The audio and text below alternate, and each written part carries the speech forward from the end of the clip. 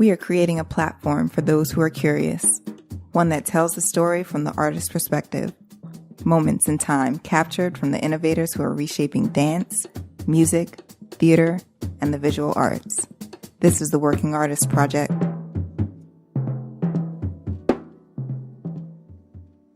Today on the Working Artist Project, I have the one and only Kelly Green. Kelly and I, we had a great time talking about the piano, her family, Florida, New York. We also really got into a discussion about the Me Too movement and how it affected her and how she decided to respond to that movement. We also talked a great deal about what it's like for her as a woman playing music in New York City and the barriers and challenges that she faces and how she overcomes those things. Man, we had a great conversation about her music, about her life, and about where she's going. So guys, sit back, relax, and enjoy this episode of the Working Artist Project.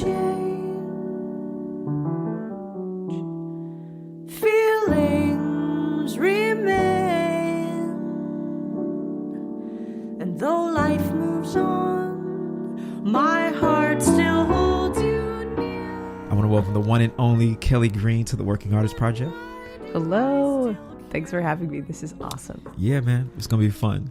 So for you guys who don't know, well, you know because I just gave an intro, but Kelly is a wonderful piano player living here in New York, originally from Florida. But I want to give my audience an opportunity to get to know you. So if you could just, tell us your story. Well, as a kid, I loved watching these little videos on TV with my mom before YouTube. Wow. When there was still VHS. Back in 1991. Exactly. Actually, very accurate, yes. But yeah, I would sing along all the little songs. I knew all the songs.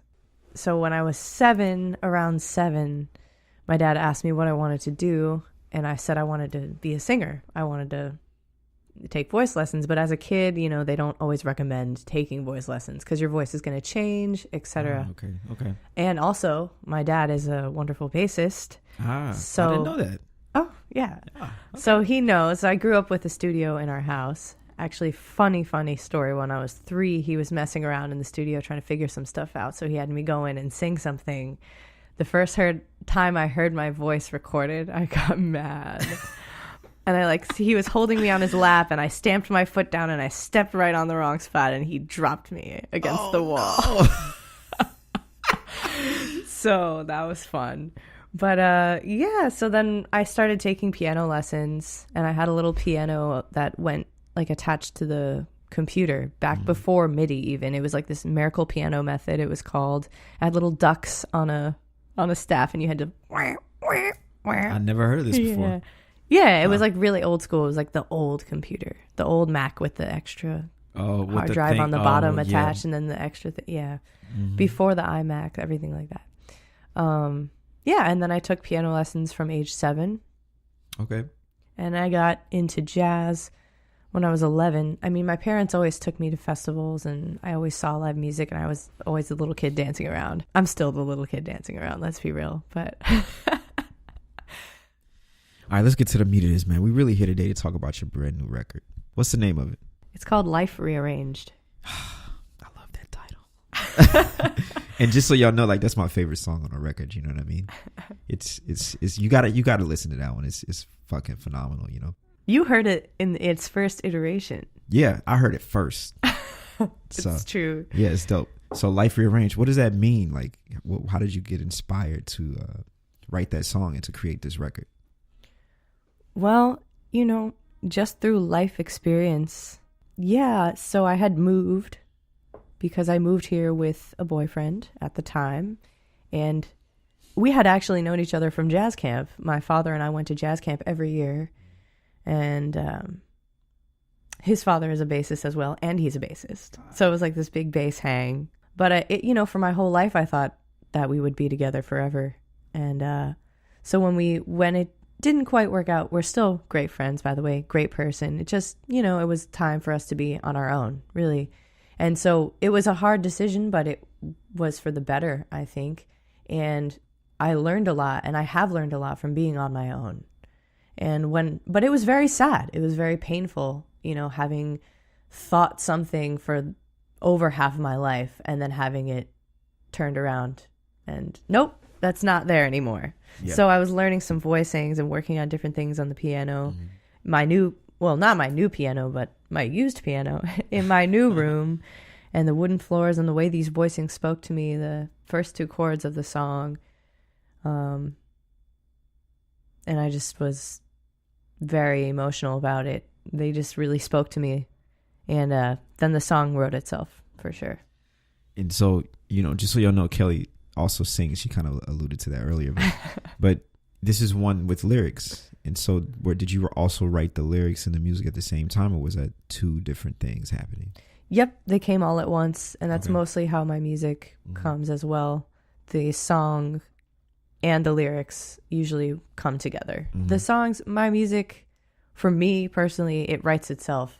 I feel I might not be a great composition teacher because I wouldn't know what to say. I mean, my music is inspired by real life situations that I've been through and sounds, and it's very spiritual. Yeah, for sure.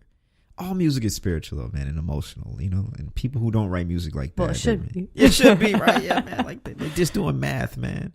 Yeah, I'm not into that. For me too, like your music, when I listen to the record, I hear all of that. I feel it takes me on an emotional journey. And so it's fun to listen to because it's like, wow, I listen to this song and I feel sad, or I listen to it different. I feel happy or stressed, you have so much stuff on the record. And one thing that you do that, in my opinion, is very different is you play what we like to call, I hate to call this, man jazz or like Groy jazz, very intense. You said this before. Very intense jazz, but also you find a way to bring the lyrics in, to bring like a person who's not necessarily into John Coltrane or some more of the intense jazz, and they can also listen to this record. Like what was your inspiration for doing that, and what is that process like? It's very interesting that you say all those things, and it brings me such joy because those are my goals. That's exactly what I want to do. I want to bring people together, and unity through community is my new thing.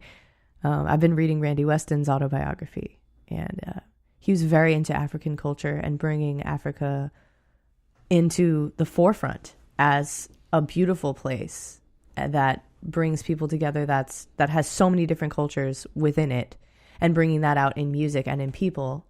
And I strive to do something similar, for the whole world, just uniting everybody and making it feel like we're all a part of a community. There's no difference between you and I. We look completely different, but it doesn't matter. We're all siblings of the earth, So, and I feel, people tend to do the same thing with music as they do with a lot of things. Oh, that's quote unquote man jazz, or oh, that's John Coltrane. Oh, that's too intense for me. I don't like that. Or, or on the other side of things, if it's not bebop, if it's not straight ahead swing, I don't want to hear it, And I think drawing these lines culturally and musically is not, we should all be attempting at least to see things in someone else's perspective and try to understand the way that they feel.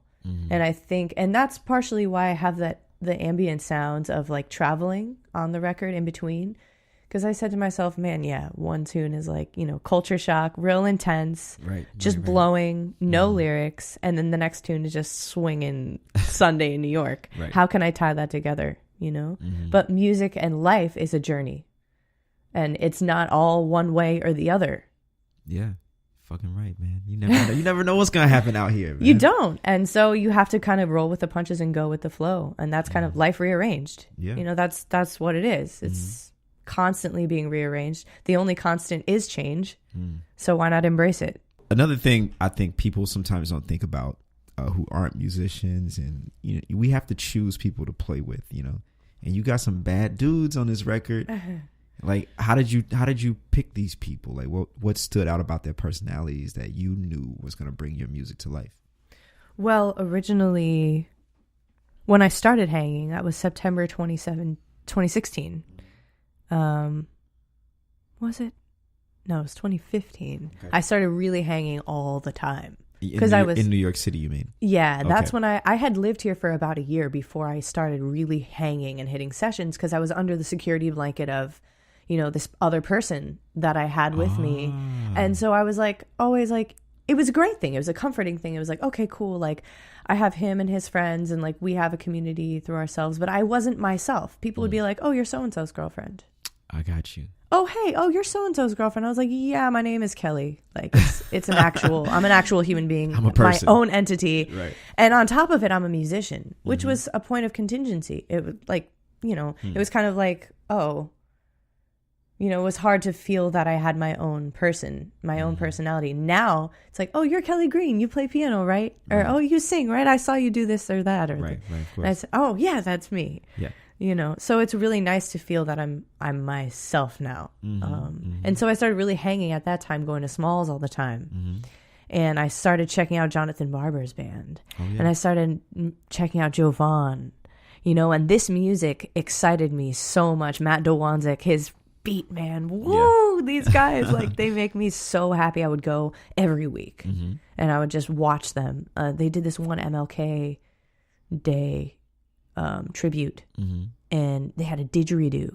Oh, wow. And I just remember like the whole place was elevating, and I've read Herbie's book, and he was talking about M1Dishi and how they elevated, and I felt like I was there, and I was like, that's what I want to do. Yeah.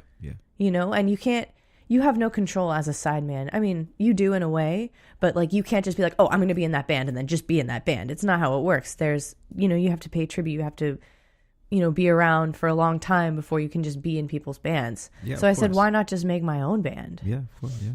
And then I saw Mike Troy also down at Smalls playing his butt off, like playing so much like soul and energy. And I love his tone and his like recklessness within constraints. And I think that's what jazz is in general. Like it's like this openness to be free, but within a context, within a form that we can all relate into.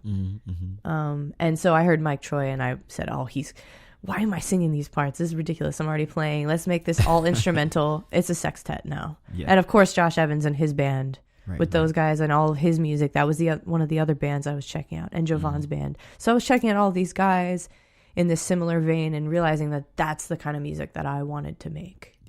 Yeah. So you pulled them together. That's great. I want to backtrack because you just made a point that I don't want to lose. And you were just talking about being your own entity and being yourself and getting lost inside of someone else's personality while you're in a relationship. Like if you had advice for some young women coming up, what would that be to avoid that situation going forward, but also to be invested in the relationship?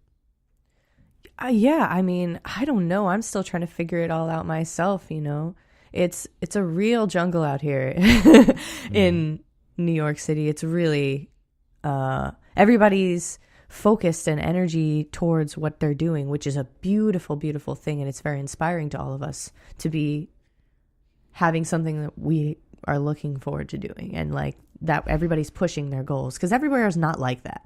In Florida, it's more chill. I mean, for sure. Of course. And a lot of other places, there's not that sense of urgency. Like, I need to play this music. I need to do it right. I need to learn all these tunes. I need to play with all these different people and be inspired, That's what's beautiful. And I think to embrace that, yeah, young women, please, if I had to say, respect yourself. I've seen instances where girls are just like hanging all over guys, and it's like, to me, I'm a little bit older now. I'm not old by any means, but I was there in college, and I think, and I've seen it happen so many times where just women, they almost do it to themselves. Not always, Right, and some guys can be this way as well. It's not a complete blanket statement. I'm not into that, but I have seen it time and time again. Please just respect yourself and have integrity with the words that you say and the actions that you can be friendly, you can be nice, and if you like someone, don't be afraid to let them know. I mean, I'm saying that. I wish I was more like that too, but we all have goals. So yeah, of course. Just respect yourself. And then if you are in a relationship, this is what I hope to gain when I someday find someone lovely to be able to explore this with. I want to be able to have my own life and have the things that I do and still be able to prioritize my time, but also be able to enjoy time with that person and have that be a special time with us that's separate from the rest of my crazy life that's going on. Oh yeah, for sure. You know? And then treat them special and listen. Number one thing I tell my students, 2 things. Number 1 is respect, and number 2 is listen. Because everybody wants to be listened to. I like that. So y'all listen up, man. Take some notes, and you can avoid. I mean, you know, it's good to hear other people's take on it because you can avoid some things. You're like, oh, that's interesting. Maybe I can avoid this because I know a little bit more now. You know what I mean? Yeah, and don't settle. Don't just wait. You will waste your time, and you will feel that you could have done more. Focus on what you're passionate about, and the person that can see the light in you, that you see the light in them, will hopefully come one day. I can't speak from personal experience yet, but I know he's out there. Oh, hey. I want to switch gears a little bit into a more like this is serious, but a little bit more serious matter. And we talked about it a little bit earlier, the Me Too movement. And I know in jazz, you know, like women, every woman I've talked to, with the exception of one, has said that she's had an experience with sexual harassment or feeling uncomfortable because of male insensitivity or just blatant disrespect towards them. Like, have you felt that within this community? And if you have, like, how do you navigate? I'm sorry. How do you navigate it without murder? You know? Yeah, you know, it's a thing. It's a thing, and I almost always avoid talking about it, to be honest, because, you know, I just try to have an equal respect for everyone. And I'm aware, too, that men also deal with this same exact thing, where women who might be aggressive, I mean, it might just be genetic, you know, that men can sometimes just be more aggressive and more confident in themselves, and that women might not be as confident and as aggressive. But it can be either way. I've seen some very aggressive women, and I've seen some guys get gigs because the person who books it is a woman who thinks the guy is cute or whatever, etc. List goes on. Yeah, and of course I've dealt with this, but through having integrity in myself and self-worth, and saying, like, I know that, like, regardless of if I do this or that or whatever, I've always thought to myself, I want to do this the right way. I want to do this in the most, like, musical way and, like, spiritual way possible. Yeah, you know, and I don't want it to be because I'm a woman, because I did this or that with this person or that person. I want it to be because I'm telling a story that's important, that needs to be told and shared, and that people can relate to. I think it's important that everyone is sensitive to every human being. It's not guys need to be more sensitive to women, or women need to be more sensitive to men. It's like everyone needs to be, and especially there's a big gay culture, and there's like homophobia, and then there's like racism and all this stuff. It's all the same to me. Yeah. You know, it's just like we are all humans. We have a spirit inside, and we want to be listened to and express ourselves and just be happy. The Me Too thing is like, I didn't really participate because I think it's much, much deeper than that. What do you mean? I think through education, we can fix it, you know, just showing an equal representation of all the people that have contributed to our society, with like the food that we eat, the clothes we wear, everything that we consume, and the music, you know. How many people talk about Mary Lou Williams? Right, yeah. You know, and Melba Liston, and the list goes on and on. You know, Shirley Scott, Shirley Horn, like Dorothy Donegan. I mean, Hazel Scott. All these amazing, you know, female piano players and instrumentalists, and not just vocalists. Yeah. Oh, hey, how many times have people said, "Oh, hey, are you a singer?" Oh, yeah. Like, which is, I am a singer, which is kind of funny. I'm like, yeah, but I can also like tell you all the changes and play this tune in any key. Right. So, and write something new. Like, you know, it's just funny. But it's also kind of empowering, because I'm like, okay, yeah, you can think whatever you want, but I'm going to just do what I'm going to do. And if you like it, great. And if not, I'm sorry. Right. I can maybe lead you towards something you will like, you know? Yeah. I like that's a good way to think about it. Yeah. What do you think is the thing that's going to propel women to the forefront, so that people don't think like, oh, she's just a singer? Or Maria Schneider. Esperanza Spalding. Okay. Terry Lynn Carrington. Kelly Green. Oh man, I hope so, man. Put my name next to those people would be fabulous. Yeah, I just think just continuing to be strong individuals and having artistic visions and ideas and creating your original music, as well as paying homage to the lineage and the history, is the way we can. And I almost just don't like talking about it, because by talking about it, in a way, we're promulgating it. I think it's just like, we're all humans, so let's just go out there and do our thing. You know? Man, but that would work if everyone else was like that too, but that's not how the world works, unfortunately. Right. You know. Right. As I said, through education, I believe, you know, if we just continue to show respect to the women, the female figures, as well as the male figures, and put them side by side, rather than, this is a month for Women's History Month. It's like, right. No, how about all the time? Right. Yeah. You know, just put them alongside always. Yeah. So. Yeah, that is very interesting. It's good. First of all, it's good to have a Women's History Month. It's good, but we also need to recognize that women are doing great things every day. You know, I think everybody has an, equal opportunity to speak their mind and have opinions and have ideas and contribute to society. I used to maybe kind of feel slightly like, oh man, maybe it would be easier if I was a guy. Really? But then I said, no, I'm gonna embrace what I have, because you know, that's all you can do. Yeah, I like that. You got to embrace what you got. Yeah. And just keep it, like, don't make excuses for yourself. No. And rise above the bullshit. Oh my God. You know? Yeah. And of course at Willie P, even, I would come home and I would just be so sad, feeling like I would never be good enough, because, you know, maybe I wasn't on this person's recital, or this person didn't ask me to play a session, or some stupid stuff. And that's advice for like any young musicians, like in school. It's like, sometimes you're not going to find your crew until you're out of school. Yeah. Like, I just found my trio, you know, and that makes me happier than anything. You know, in life, you have to try not to let the things that don't actually matter affect you emotionally and spiritually. You know, because you can get caught up, especially with Instagram and Facebook and all this stuff. God. You can get caught up in this world of make believe, where people, like, first of all, everyone's beautiful on there because they put their best clothes on, and they make a video for 5 seconds, and, you know, it's not real. You know, they show you their gig, you know, but we don't know how many gigs. It might be the only gig they play in 6 months, you know. You don't actually know. And it might actually suck. Yeah, it might be terrible. They might even hate the gig, you know. So it's kind of, you have to get deep within yourself and make sure that you're happy with what you're doing. And that's the only thing that really matters. And project light and love, and then it's all good. Absolutely. Projecting light and love is a great statement, because I feel that, you know, especially in New York, people don't look at each other and smile and say, how you doing today? Yeah. You know? And then when I'm somewhere else, I get caught off guard. I'm like, oh, hi. Like, oh, good. Like, this is, you know, somebody said to me as a word of advice when I moved to Harlem, don't make eye contact with people.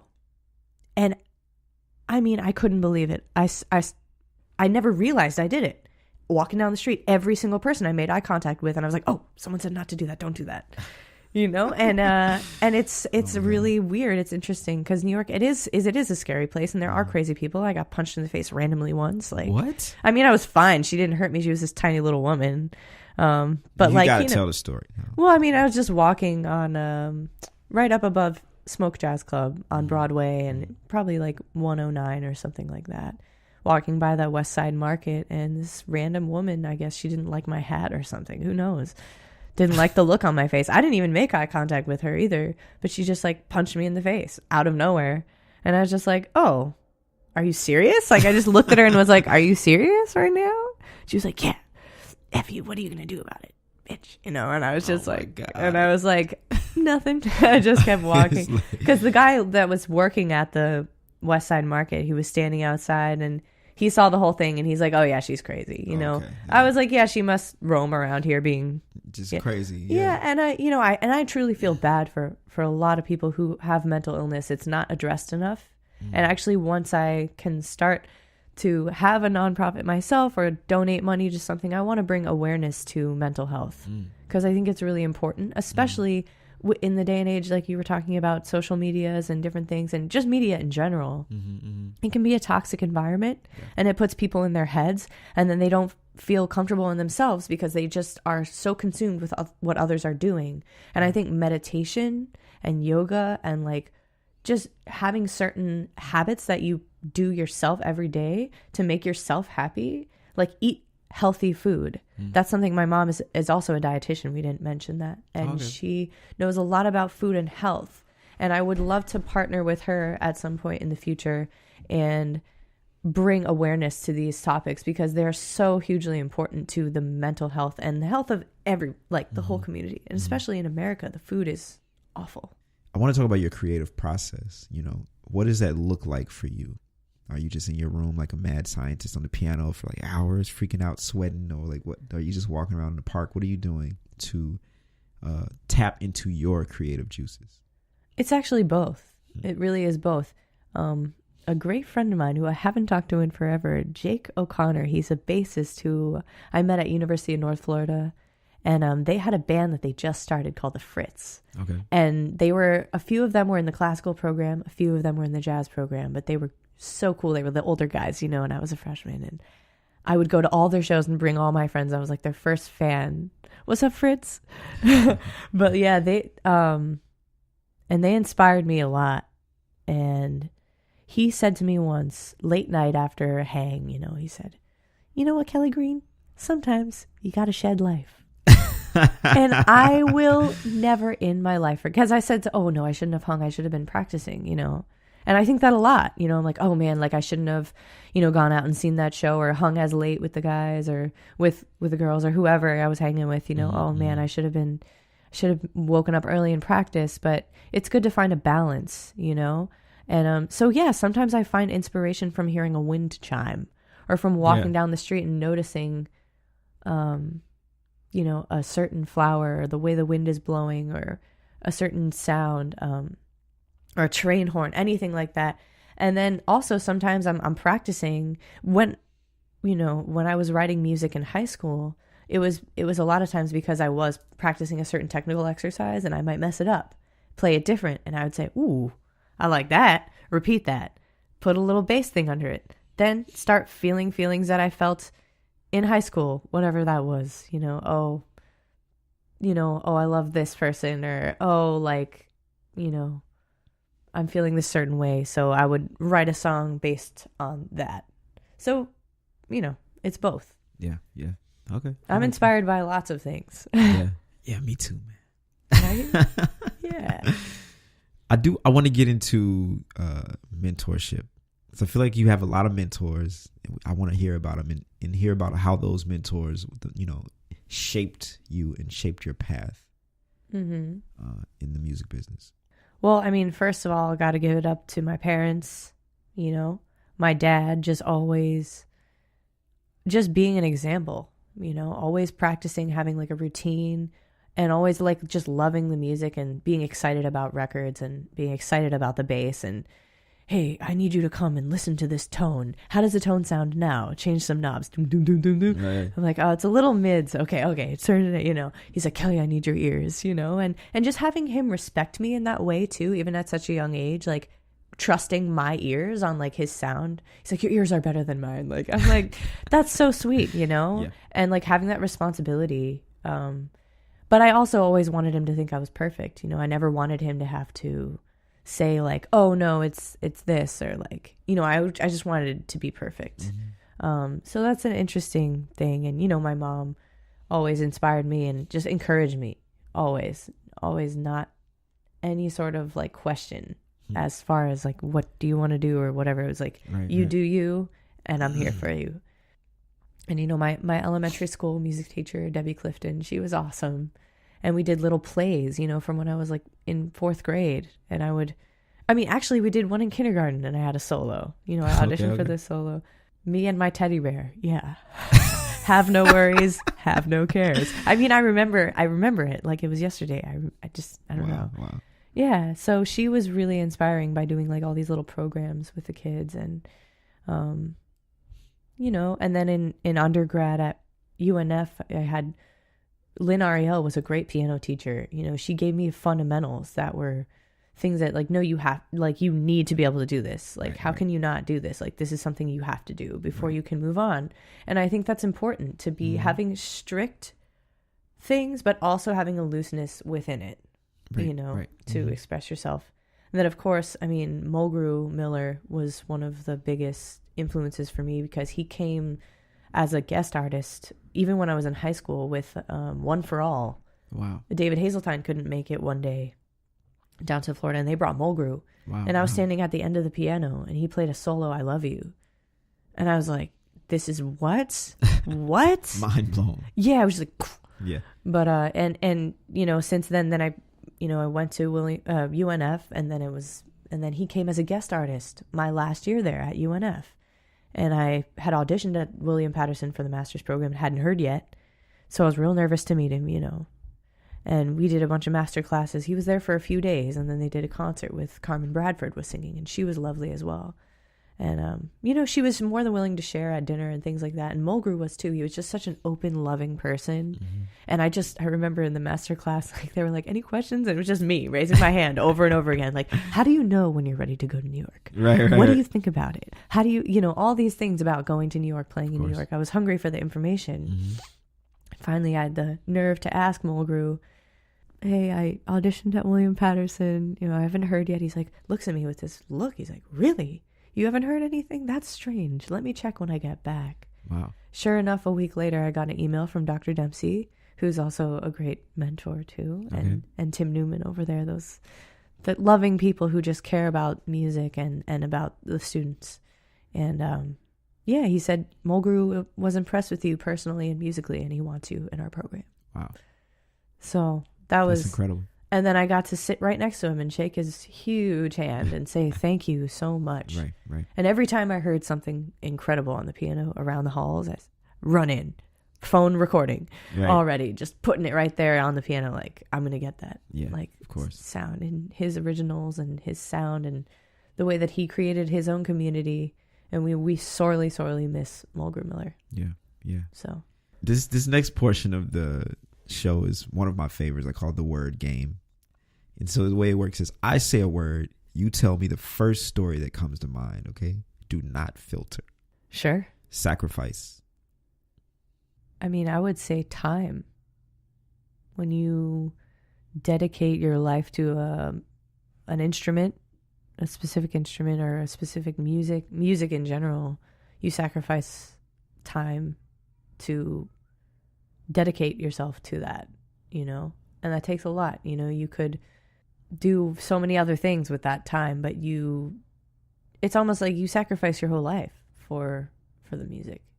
So I don't know. I don't have any specific, it's a daily thing, I luckily haven't had any situations that I've had to sacrifice anything super deep necessarily. Actually, you know what? I had to sacrifice being near my family to be in New York, to play the music and to learn the best to my ability, because I really miss my family and I really wish I could be there with my grandma and my mom, but I have to sacrifice that.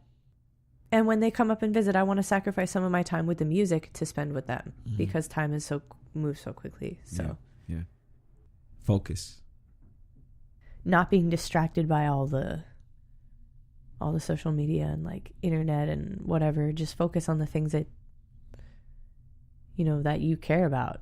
It's hard, especially when there's so much going on. And as an artist, we have a million jobs. It's like we can't just practice, because no one will know you if you don't go hang and meet people. But if you hang and meet people all the time and you don't practice, then you feel rusty. So you have to like be structured in your focus and spend the time that you feel like you need focusing on different things. And I think with students, it's great to learn an instrument and learn how to focus. A lot of my students have a hard time doing that. I'll be in the middle of talking about intervals or, what's major and what's minor. Someone walks in the door and everybody just turns around. It's like they can't just, I'm like, it doesn't matter who just walked in. Like, we're in the middle of doing something. So just focus on that. And I think that's something that we really need to work on with students, especially younger students that have phones. Yeah. Because we didn't have that when I was a kid. So it was very different. Hope. I think we can only hope for more love and more connection between people. I wrote a song called Daily Lies, and in the bridge it says, yesterday seems like a dream come true for every boy and girl. How can we safely redeem our world and save our Mother Earth? That's, to me, is hopeful. It's like, okay, let's figure out how we can navigate, the world. And we need scientists. I have hope that, like, there are young people out there that are very smart. And if they focus and sacrifice their time and focus and hope for a brighter future and put their minds to something to fix the ozone layer and to recycle more and figure out how to deal with the waste that we have and like the usage that we have of the earth. I mean, I think hope is important to have. A lot of people have lost hope. A lot of people are just like defeatist about it. Oh, we're all going to die anyway.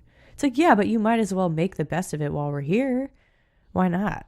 And maybe the earth will last longer if we start to implement some environmental changes now. Yeah. We're coming to an end. I know I'm wearing you out. Final stretch. This is the last question. And I ask everyone who comes on the podcast this question. And the question is, what are the 3 things you're most thankful for? Well, just family and friends. And then love. Feeling loved all around you. And actually, I think that goes with everything we've talked about. Is like, and being able to possess those feelings. Sometimes people say, oh, I wish I didn't have any of these feelings. I feel so bad. It's like, but if you don't feel bad, you're never going to feel good. You should embrace it. When you cry hard. When you love hard. Yeah. And I'm so grateful that I've had a loving family. And here in New York City, I've met so many people like yourself who are just passionate about the music and who love it. And we could sit for hours and talk about the music and check out records and look back at the history of the music and bring it forward to now. And I'm so grateful for the community in New York. There's things to be dark about, but I think there's a lot more positivity than, if we look for it, than people give it credit. So I'm thankful for that. And I'm thankful for, the spirits who've bestowed upon me the willingness and the love of the music to continue it. And I'm thankful for the opportunity to play for people and allow them that moment of where they close their eyes and they just sit back and are like, oh, I'm just going to enjoy this moment. And it's like meditation, we allow people to feel freedom for just, even if it's for a minute after their stressful day. Yeah. So I'm thankful for that. Nice. Man, before we go, I do want to give you an opportunity to plug anything you got coming up, your website, your gigs, social media, anything. Okay. Yeah, it's all there. kellygreenpiano.com. And there's links to everything else on there. It would be great to have more followers on my page.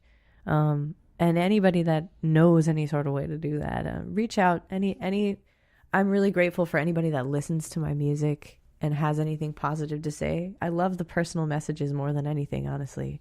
Somebody saying, hey, this is great and it made me feel like this. Or, oh, hey, I listen to this every day. I said, oh my God. Yeah. Like, that's great. I just hope that people can enjoy. So just for them, so they know how to spell it, kellygreenpiano.com. You spell green just like the color. So KELLYGREEN piano, PIANO.com. And my Facebook page is Kelly Green Jazz. And you can also hashtag our Kelly Green Trio. We have a little tour coming up in San Francisco next week, actually, so it's a little late. April 17th through the 20th. We're at a place called Black Cat. Oh, yeah, I love that place. Yeah, and I'm really, really excited for the opportunity to perform out there with my trio, featuring Alex Tremblay and Evan Hyde. And we have a lot of new material and music to share, so we hope that'll make the world a better place. And we're going to Florida, too. Oh, cool. So come check us out. All the dates are on the website. Cool. So y'all check it out, kellygreenpiano.com. And yeah, Kelly, thanks for coming on the Working Artist Project. Thanks for having me. If you like what you heard, you know what to do. Hit that subscribe button.